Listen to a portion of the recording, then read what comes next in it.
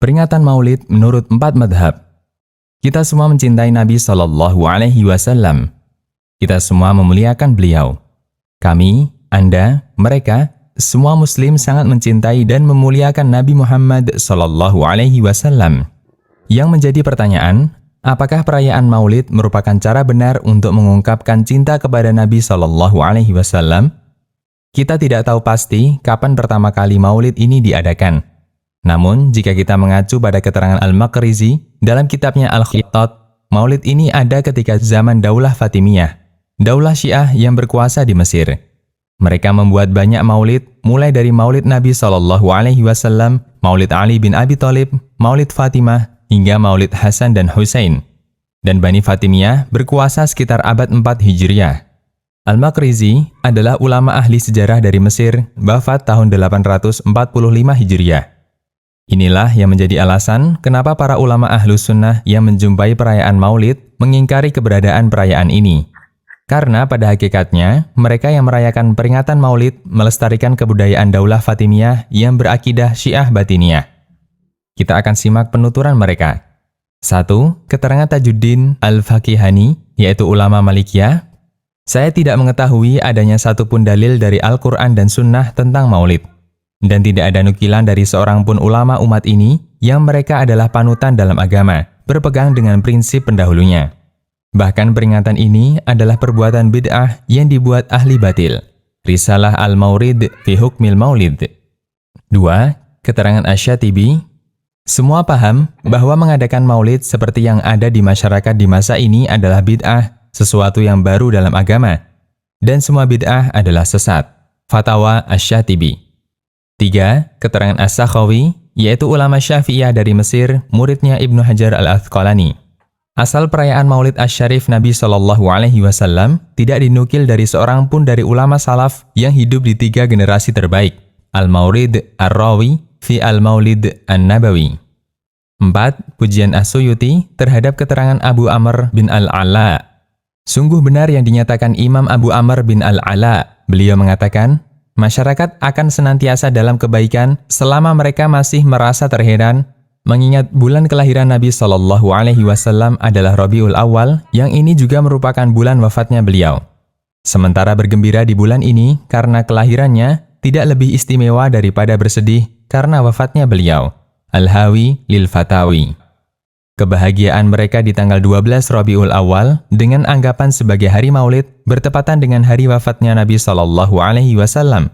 Lalu mana yang lebih dekat, peringatan kelahiran ataukah peringatan kematian? 5. Keterangan Imam Ibnul Hajj menukil pernyataan Al-Alamah Al-Ansari.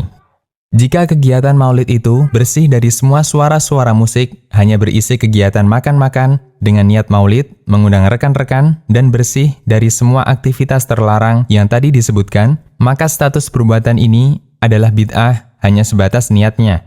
Karena semacam ini termasuk tambahan. Al-Madkhal. 6. Pengakuan tokoh sufi Yusuf Ar-Rifai.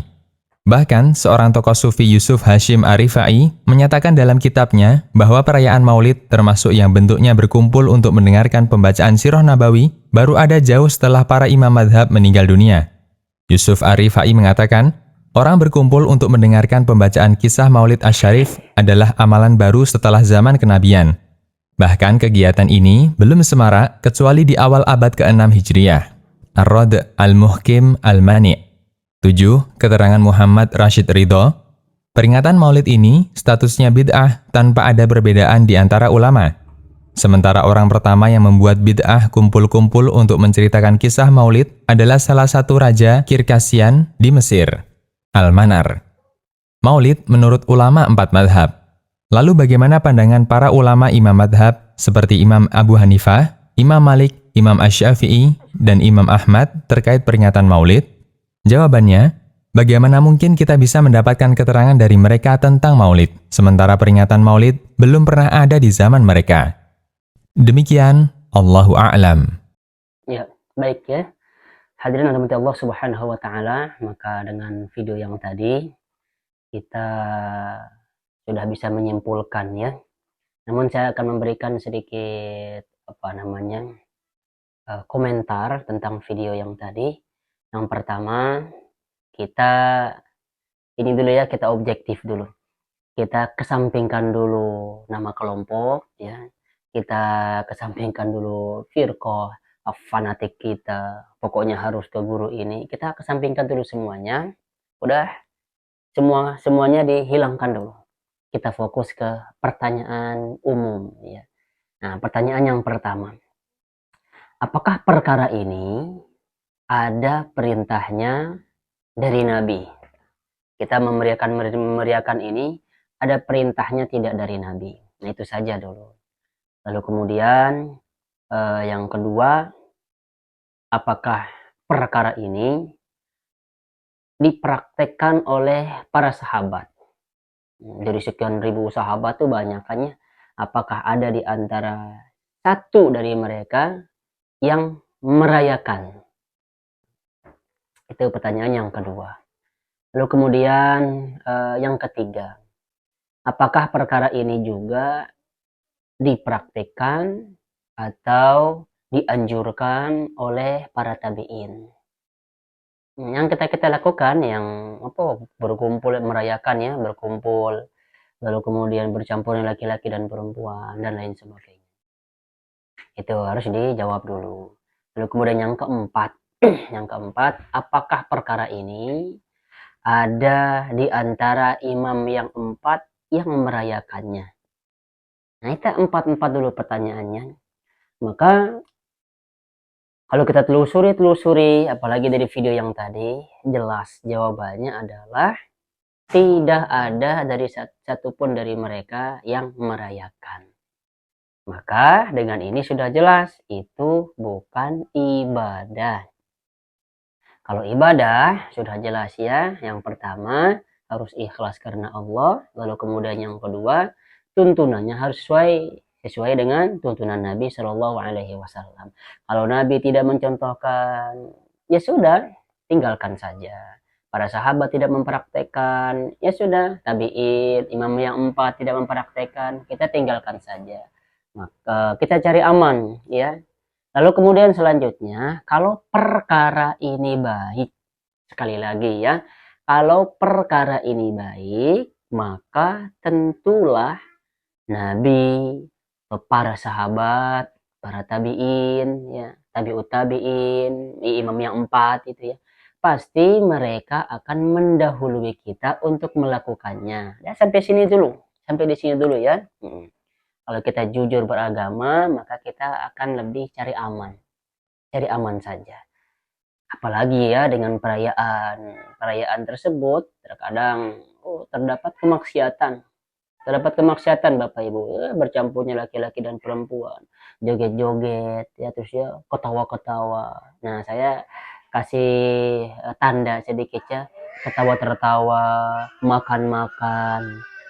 Padahal kita sudah sepakat ya. Apa yang sepakat? Nabi Shallallahu Alaihi Wasallam wafat pada tanggal berapa? Silahkan dijawab sendiri ya. Kita sudah tahu. Nah, sekarang ada status ganda di sini. Apakah kita bahagia merayakan kematian beliau? Apakah kita bahagia dengan wafatnya beliau? Atau perjuangan beliau di mana giginya patah, pelipis berdarah, perjuangan dan lain sebagainya. Nah, silahkan dijawab yang ini. Nah, itu ya Bapak Ibu. Maka kalau kita baca Al-Quran, Allah berfirman, Qul in kuntum tuhibbunallah fattabi'uni. Nah, jadi kalau kita memang benar ya cinta kepada Allah, ikuti Nabi. Maka kalau Nabi tidak mengajarkan, selesai, cari aman saja. Ya, wa ma atakumur rasul fakhudhuhu wa ma nahakum anhu fantahu. Sederhanakan ayatnya, tapi kenapa banyak di antara kita justru membuat sesuatu yang dimana itu tidak disyariatkan, nah, itu tidak diperintahkan, tidak dicontohkan. Maka saran saya, ya sudah kita cari aman saja lah ya. Kita cari aman, kita jelaskan pengajian-pengajian seperti biasa begini Nabi, karena banyak ya yang tidak kita tahu, bahkan ada yang sudah kita tahu tapi prakteknya dalam kehidupan sehari-hari kita melakukan yang salah. Makan saja.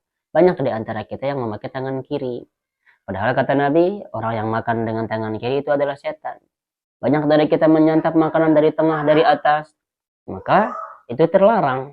Nah, lalu kemudian ada di antara kita yang sudah tahu minum dengan tangan kiri atau bernafas gitu ya, atau meniup makanan, meniup minuman, itu kan dimakruhkan.